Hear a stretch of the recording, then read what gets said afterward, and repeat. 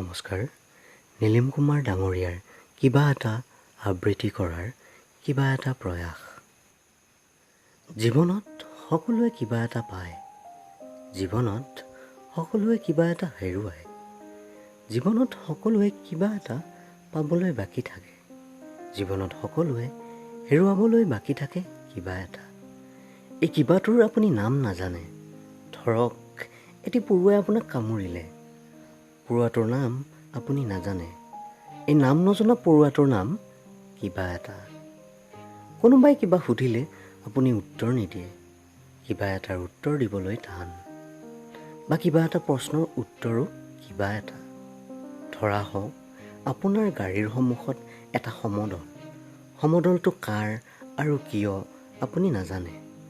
আপুনি ক'ব কিবা এটা সমদল, কিজানি সমদলটো দেশখন সলনি কৰিব পৰা এটা মহৎ সমদলেই আছিল। এই কিবা এটা শব্দটোৱে তাক মূল্যহীন কৰি নেপেলালেনে? এনেদৰে কিবা এটা শব্দই কেতিয়াবা গধুৰ বস্তুকো পাতল কৰি পেলায়। কিবা এটাৰ ঘৰ নাথাকে, আশ্ৰয়ো নাই কিবা এটাৰ। কিবা এটা নহ'লেও হয়, কিবা এটা হ'লেও আপত্তি নাই। তথাপি কিবা এটা হৈছে বুলি যেতিয়া কোৱা হয়, তেতিয়া কথাটো গভীৰ হৈ পৰে। যদিহে চিকিৎসকে ৰোগীক কয় কিবা এটা হৈছে, তেতিয়া ৰোগীজনে মৃত্যুৰ কাষৰ পৰাই এপাক মাৰি উভতি আহে। তেতিয়াহে অনুভৱ হয় কিবা এটা কিমান ভয়ংকৰ।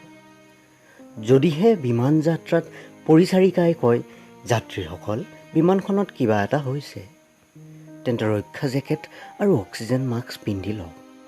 আনকি ভগৱানৰ নামো কিবা এটা।